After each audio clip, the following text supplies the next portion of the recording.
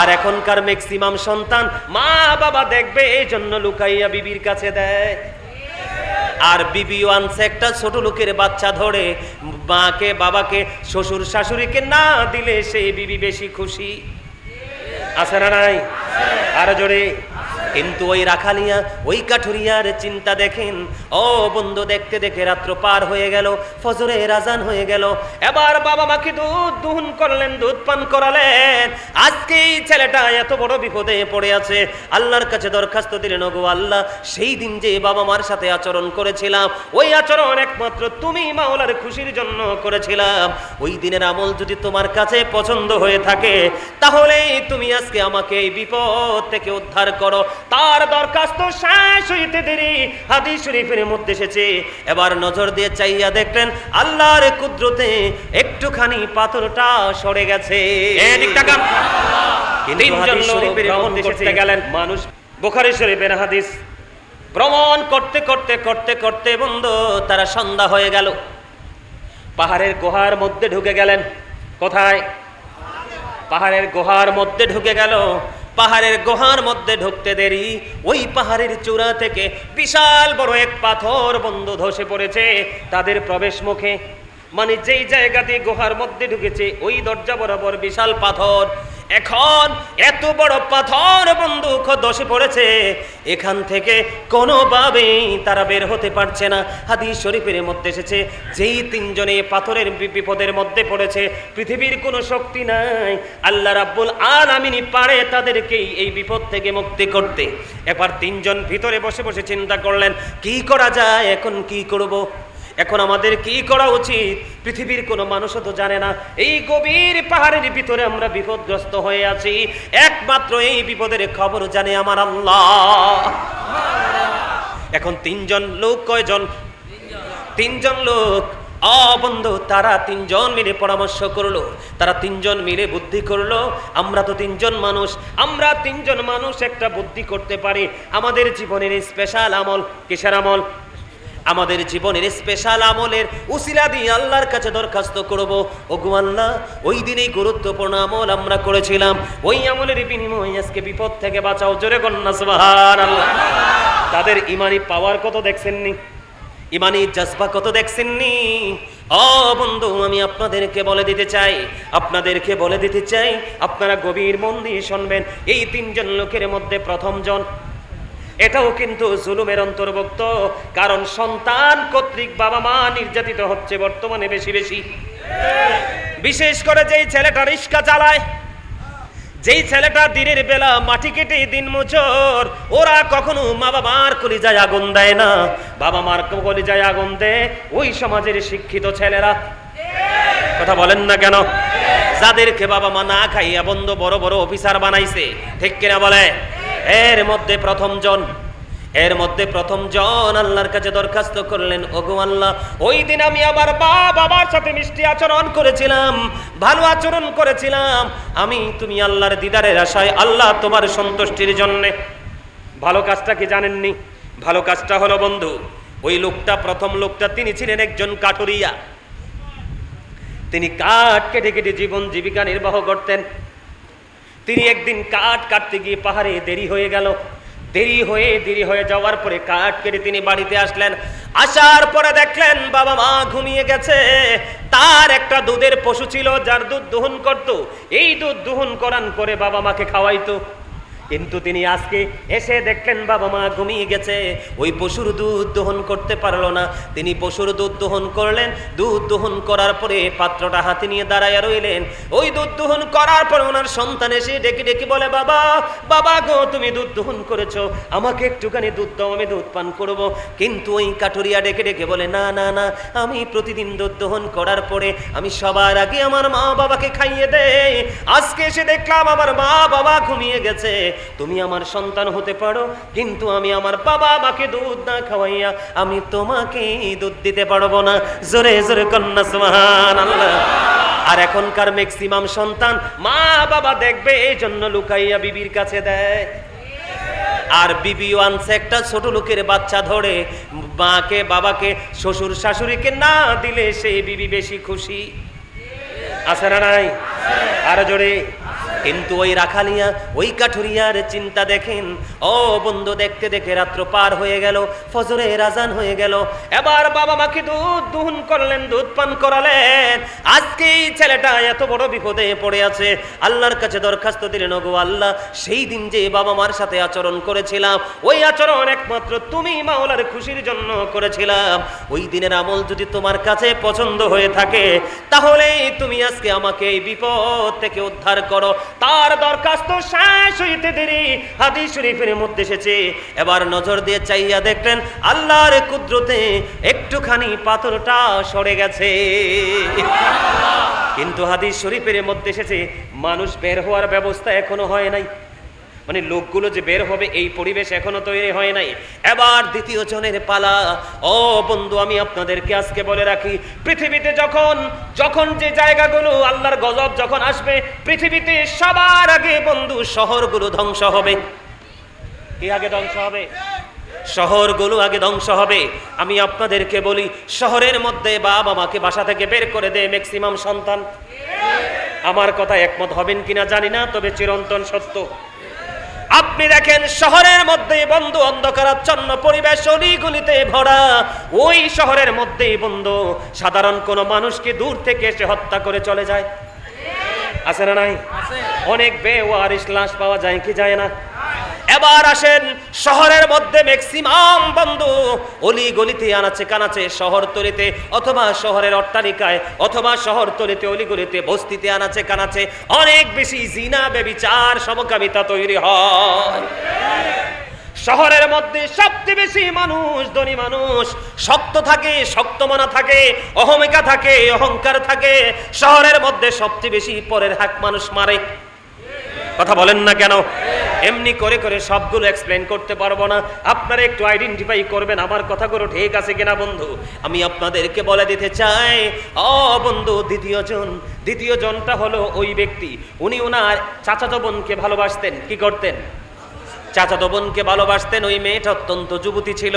ওই মেয়েটার সাথে সে দৈহিক মেলামেশার চেষ্টা বহুত আগে থেকে করতেছে, কোনোভাবে মেয়েটা তাকে সুযোগ দিচ্ছে না। যখন একটা সময়, তৎকালীন সময়ে দুর্ভিক্ষ শুরু হয়ে গেল, ওই মেয়েটাকে 200 দিরহাম দিলেন। কত দিরহাম? 200 দিরহাম দিলেন। ওই দ্বিতীয় ব্যক্তি আজকে যিনি পাহাড়ের মধ্যে বিপদে পড়ে আছে, 200 দিরহাম দিয়ে দিলেন। দেওয়ার পরে এর বিনিময়ে মেয়েটাকে সে কাছে চাইলেন ফিজিক্যাল মিলেমিশার জন্য। ঠিক মেয়েটার উরুর কাছাকাছি যখন ওই 2 নাম্বার লোকটা আজকে যিনি বিপদে, উনি যখন মেয়েটার কাছাকাছি চলে গেল, মেয়েটা একটা ডাক দিয়ে বললেন, হে যুবক, তুমি যেখানে আছো সেখানেই থামো। আওয়াজ তুলে কন্যা সুবহানাল্লাহ, আর জোরে বলেন না সুবহানাল্লাহ। আর এখনকার যুগের নষ্ট মেয়েরা, ও বন্ধু, 3টা 4টা 5টা বাচ্চার মায়েরও সংসার নষ্ট করে ফেসবুকে বেগানা পুরুষের সাথে আড্ডা দিয়ে। কথা বলেন না কেন? এটাও সবচেয়ে বেশি হয় শহরে। এটাও সবচেয়ে বেশি হয় শহরে, অলিতে গলিতে, 3 রাস্তার মোড়ে, পার্কে। কারণ শহরে কেউ কাউকে পরোয়া করে না, সবাই বলে আমি যেমন তুমিও তেমন। কথা বলেন না কেন? কিন্তু ওই মেয়েটা অত্যন্ত গুরুত্বপূর্ণ আলোচনা বন্ধ। পাহাড়তলির মানুষ গত বছর আমার প্রতি যেই ভালোবাসা দেখিয়েছে, এই জন্য আমি নিজে থেকে এই আলোচনাগুলো নিয়ে এসেছি। কারণ আমি আজকে যে আয়াত তেলাওয়াত করেছি, আলেমরা বুঝতে পেরেছে আমি একটা আয়াত তেলাওয়াত করেছি। আল্লাহ বলেছেন, ইয়া আইয়ুহাল্লাযীনা আমানু কু আনফুসাকুম ওয়া আহলিকুম নারা। আবার আল্লাহ বলেছেন, O believers, save yourself and your families from the fire.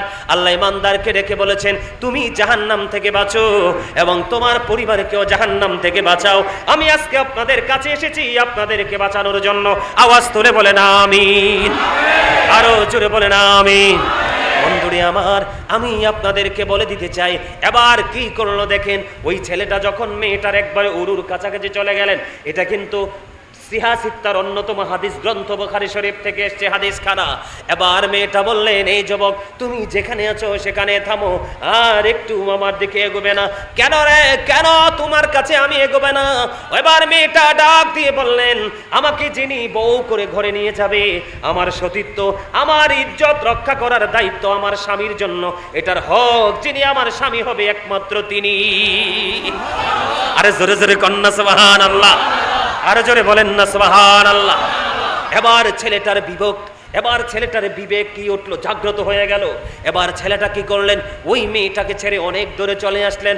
চলে আসার পরে মেয়েটাকে একটা ডাক দিয়ে বললেন, আমি তোমাকে 200 দিরহাম দিয়েছি, আমি যে তোমাকে 200 দিরহাম দিয়েছি, আমি তোমাকে ওই 200 দিরহামের দাবিও মাফ করে দিলাম।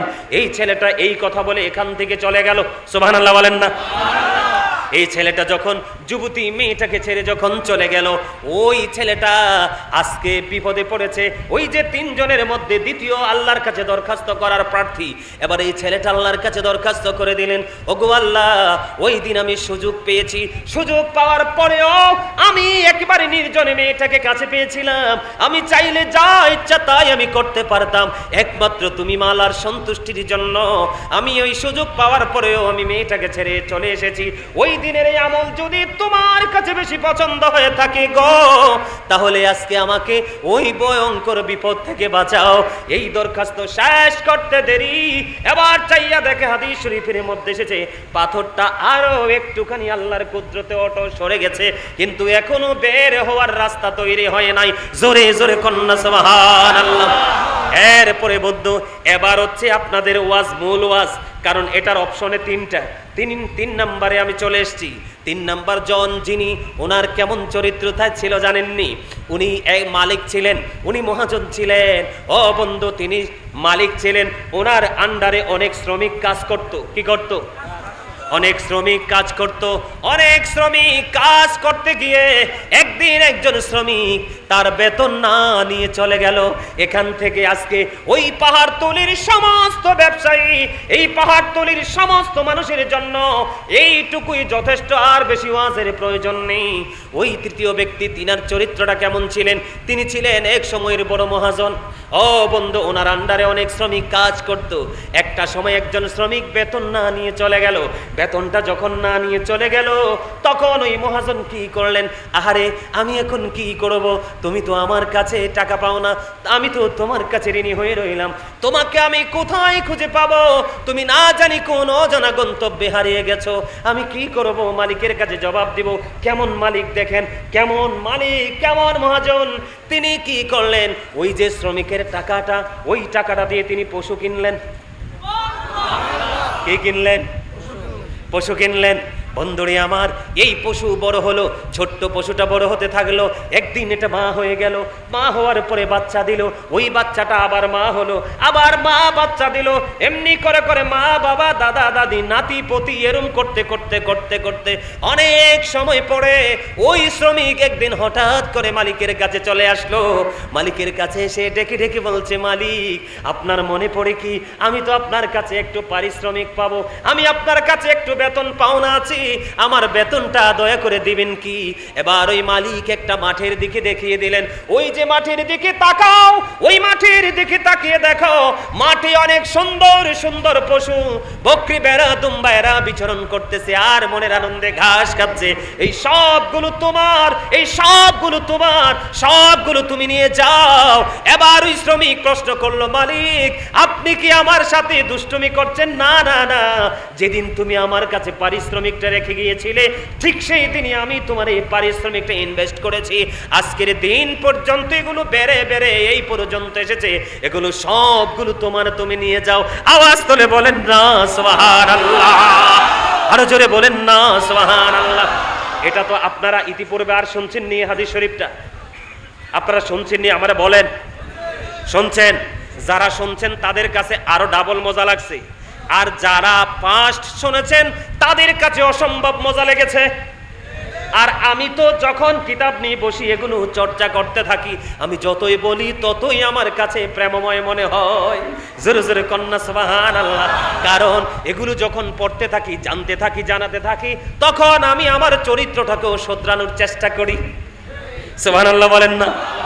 এখন এই ব্যক্তিটা হলো তৃতীয় ব্যক্তি, আজকের বিপদগ্রস্ত। এখন ওই ব্যক্তিটা আল্লাহকে ডাক দিয়ে বললেন, ওগো মনিব, তুমি ছাড়া তো এই বিপদের খবর পৃথিবীর কেউ জানে না। মালিক আজকে এত বড় বিপদে পড়েছি, ওই দিন আমি এই কাজ করেছিলাম একমাত্র তুমি মাওলার সন্তুষ্টির জন্য, তোমাকে রাজি করার জন্য, তোমাকে খুশি করার জন্য। আমার ওই দিনের আচরণ যদি তোমার পছন্দ হয়ে থাকে, আমার ওই দিনের ব্যবহার যদি তুমি সন্তুষ্ট হয়ে থাকো, আল্লাহ আজকের বিপদ বিপদ থেকে আমাদেরকে বাঁচাও।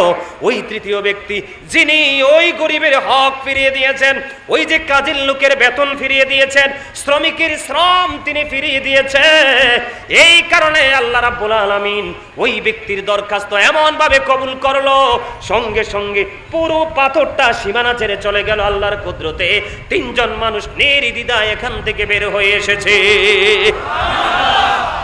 কি বুঝলেন? আজকে থেকে আর গরিবের হক মারবেন? এই দোকানদাররা ওজনে কম দিবেন। আল্লাহর হাবিব বলছেন, তোমরা যদি আমার সত্যিকারের উম্মত হয়ে থাকো, তাহলে তোমরা দোষ ত্রুটি দেখাইয়া বেচবা। কি? আর যদি দোষ ত্রুটি গোপন রেখে বিক্রি করো, তাহলে এখান থেকে তোমাদের বরকত সব আল্লাহ রাব্বুল আলামিন উঠিয়ে নিয়ে যাবে। তোমরা এখান থেকে কোনো বেনিফিশিয়ারি হতে পারবে না। কি বুঝলেন? এবার হাসরের মাঠে একটুখানি যাবেননি আমার সঙ্গে? একটুখানি হাসরের মাঠের দিকে যাইতে হবে বন্ধু। গভীরভাবে খেয়াল করেন। এই যে একটু আগে বলেছিলাম যে অনেক নামাজি, অনেক বড় হাজি, অনেক বড় দানবীর কাল হাসরের ময়দানে একেবারে মিসকিন হয়ে যাবে। এই মানুষটা কে, কেন হবে জানেননি? এই মানুষটা হলো এই দুনিয়ার বুকে নামাজ পড়েছে, দান সদকাও করেছে, হজও করেছে, কিন্তু শ্রমিকের হক মেরে। আমাদের বাংলাদেশের ইন্টারন্যাশনাল যে টিভিগুলো সংবাদে কি দেখেন নাই? যে ক্ষমতা পাইছে সেই গরিবের রক্ত চুইসা নিছে। আছে না নাই? এখনো আছে না নাই? আরো জোরে বলেন। বিশেষ করে আমি আপনাদেরকে বলে দেই, আদম ব্যবসা যারা করে, বিদেশে যারা লোক পাঠায়, তারা বন্ধু, এই মানুষগুলো যারা শ্রমিকরা কাজ করতে যায়, তাদের হাসর কোথায় হবে আমি জানি না। এই বাংলাদেশে বন্ধু অনেক লোক আছে, আলেম ওলামা মুআল্লিম যারা হাজি, মানুষকে হজ করাইতে নে, তারা পর্যন্ত মানুষকে নিয়ে কষ্ট দেয়। আমি আপনাদেরকে বলি বন্ধুরে আমার, বিশেষ করে বিদেশে যারা লোক পাঠায়, ম্যাক্সিমাম আদম ব্যবসায়িকরা কি করে জানেননি? একটা কোম্পানির কাছে লোকটাকে বিক্রি করে দেয়। কি করে দেয়? কোম্পানির সাথে একটা এগ্রিমেন্ট হয়। কি হয়? যে আমি লোক এনে দিব, তুমি বেতন ধরবা তার 50,000, কত হাজার বেতন কিন্তু আমাকে দিতে হবে। বেতন 50,000 দিবে যিনি আদম ব্যবসায়িক, তার কাছে রেখে দেবে 30,000, আর যিনি কাজ করতেছে তাকে দিবে 20,000। সত্যিকার অর্থে হকের মালিককে বলেন না, যিনি কাজ করছে সে না? আরো জোরে বলেন। আমাদের দেশের সমস্যার শেষ নাই। বিশেষ করে রমজান মাস আসলে অনেক হাফেজ সাহেবদেরকে নিয়ে মসজিদ কমিটি ব্যবসা করে। আমার কথা কয় না কিল্লাই? আরো জোরে, আরো জোরে। আজকে কয়েক বছর যাবত এই যে হাফেজ সাহেব তারাবি পড়ায়, কষ্ট কিনা? ওমা কথা কন না কিল্লায়? বাবারে বাবা, কোরআন তেলাওয়াত যখন শুরু করে তার সিনাটা শুকাই আসে। কথা কন না কেন? কিন্তু 2-3 মিলে ওই হাফেজ সাহেবকে নিয়োগ দেয়। ও বন্ধু, মসজিদ কমিটি সবাই মিলে দিয়েছে 1 লক্ষ টাকা। হাফেজ সাহেব পাইছে মাত্র 40,000, বাকি 60,000 মেরে দিয়েছে অনেক মসজিদ কমিটি। কথা বলেন না কেন? আছে না নাই? এমনি করে করে প্রত্যেকটা সেক্টর আপনারা খুঁজে খুঁজে দেখবেন, নিম্ন শ্রেণীর মানুষগুলো যেই যেই সেক্টরের পাওয়ারফুল পারসন আছে তাদের দ্বারা নির্যাতিত, নিষ্পেষিত। আরো জোরে বলেন। এগুলো করা যাবে না, পরের হক মারা যাবে না। তার নাম দিয়ে আপনি সুযোগ নিতে পারবেন না। সুযোগ নিতে হলে তাকে বুঝিয়ে তারকে মত করে নিতে হবে। ঠিক কিনা বলেন? সবচেয়ে বড় কথা হলো বন্ধু, আপনি যে হক মারছেন, গরিবের হক মারছেন, এখন হাসরের ময়দানে আপনাকে তো তার হক পরিশোধ করতে হবে। ওখানে সোনা গয়না, বাড়ি গাড়ি, দ্বন্দ্ব হলত কোনোটাই কাজে লাগবে না। আপনি তার ঋণ পরিশোধ করতে হলে আপনার জীবনে যেই পরিমাণ নেক দিলে ঋণ পরিশোধ হবে, ওই পরিমাণ ঋণ নেক আপনাকে দিতে হবে। এখন আপনি মনে করবেন আমল নামা খুঁজে দেখা গেল আপনার আমল নামার মধ্যে ঋণ পরিশোধ করার মতো কোনো নেক নাই, আমল নাই। এখন আপনি কি করবেন? আল্লাহর হাবিব বলে দিয়েছে রে, এখন তোমার করণীয় হলো ওই তাকে যেহেতু নেক দিয়ে তুমি ঋণ পরিশোধ করতে পারছো না, তুমি তার কাছ থেকে সেই পরিমাণ পাপ নিয়ে আসো। তার মানে তুমি দুনিয়ায় ছিলে বড় হাজী সাহেব, তুমি দুনিয়ায় ছিলে বড়। এখন বর্তমানে আপনাদের শহরে হয় কিনা জানি না, শহরে যদি বড় বড় বাড়ি করে, কি করে, বিশাল বিশাল অবকাঠামো হয় কি হয় না? আপনি দেখবেন নেতা কিন্তু এসি রুমে বসে রয়েছে। কোথায়? আমার কথা কয় না? নেতা কোথায় বসা? এসি রুমে বসা। চেহারা মনে হয় যে টিউবলাইট, কিন্তু ভিতরে একেবারে শয়তানি। কথা কন না কেন? নেতা এসি রুমে বসে আছে, একটা মানুষ 20 বছর সাধনা করে শহরের মধ্যে 1 ঘন্টা জায়গা কিনছে। কথা কন না কেন? আত্মীয় স্বজন পাড়াপড়শি শোভাকাঙ্ক্ষী থেকে টাকাগুলো নিয়ে 1 তলা ভবন বানাবে, এখন টিম ভাগ করে দিবে যে তুই যাইয়া বল আমি বালু দিব। ওমা কথা কয় না? আমার মনে হয় আপনাদের চট্টগ্রাম শহরে নাই এগুলো। ওমা আছে তো, থাকলে জি এত ছোট করি কোন কিল্লাই, আরে ব্যাকে বড় করি কো, ঠিক না বেঠো? আরেকটারে পাঠাই দিবে যাইয়া কো তুই পাথর দিবি। কথা কন না কেন? এমনি কয় কি কয় না? আর একটাকে লাগাইয়া দেয় যাইয়া বলো আমি সিলেকশন বালুটা দিব। যখন সাত দেওয়ার সেন্টারিং এর সময় হয় তুমি যাইয়া বলো সেন্টারিং এর কাঠগুলো আমি দিব। আছে না নাই? ও বন্ধু আপনাকে দিবি বন্ধু 500 ধরেন, কত? 500 ফুট বালি। কত ফুট? কিন্তু আপনার বাউচার হবে 700 ফিটের। 200 ফিটের টাকা কিন্তু ওই কাজের লোকের মাধ্যমে সিরমে চলে গেছে। আছে না নাই? এমনি করে করে যত ধরনের অন্যায় অত্যাচার, পরের হক জুলুম নির্যাতন করেন আপনারা স্পষ্ট করে শুনে রাখেন। আল্লাহর হাবিব জানিয়ে দিয়েছেন লা তুকবালু সালাতুন বিগাইরি তুহুর ওয়ালা সাদাকাতুম মিন গুলুল। আবার রাসূল বলে দিয়েছেন পবিত্রতা ছাড়া ইবাদত কবুল হয় না, হালাল টাকা না হইলে দান সদকা কোনো কিছু কবুল হয় না। জোরে জোরে কন্না নাউজুবিল্লাহ। আপনারা যারা জুলুম করেছেন, নির্যাতন করেছেন, আমি কার জন্য করেছেন? সন্তানের জন্যই তো। আপনাদের ওয়াজ মনে আসেনি? ওই যে বলেছিলাম প্রথমে সূরা আল ইমরানের 185 নম্বর আয়াতের শেষ অংশে ওমাল হায়াতুদ দুনিয়া ইল্লা মাতাউল গুরুর, এই দুনিয়ার জিন্দেগি একটা ধোঁকা বলছিলাম, মনে আছে?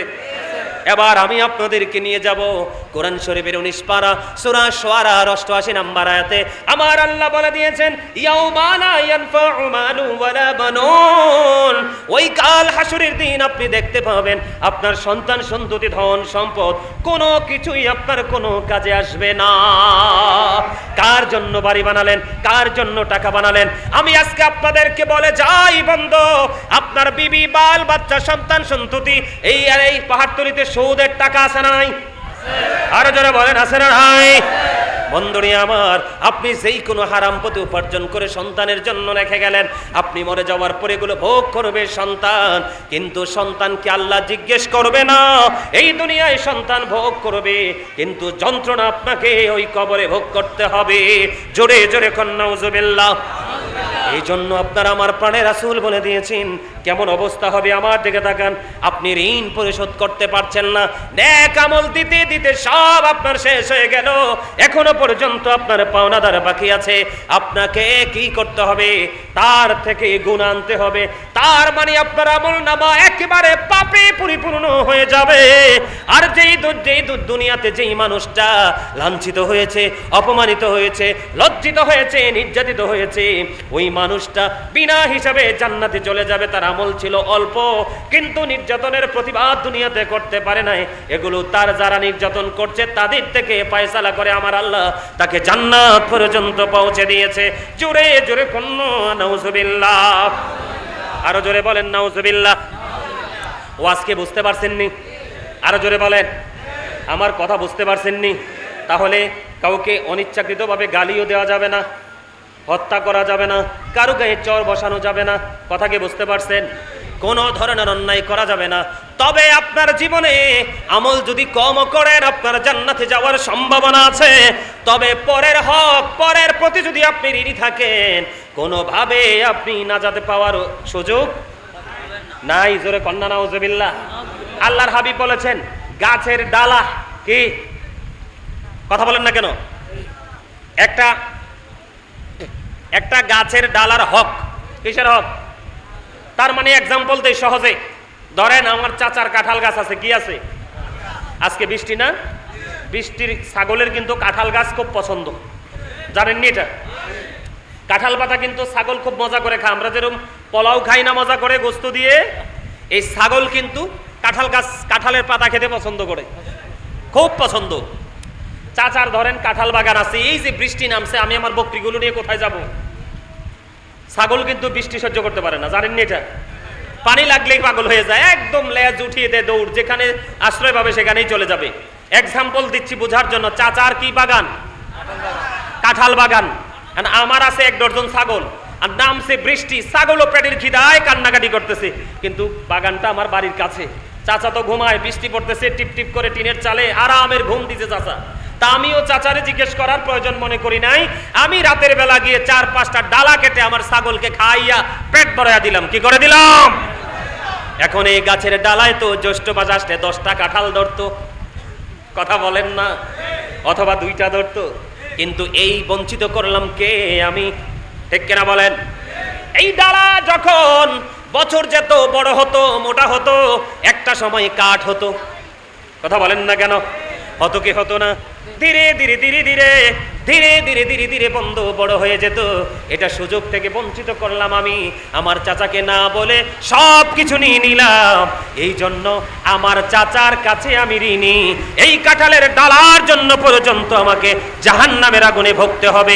জোরে জোরে বলেন না নাউজুবিল্লাহ।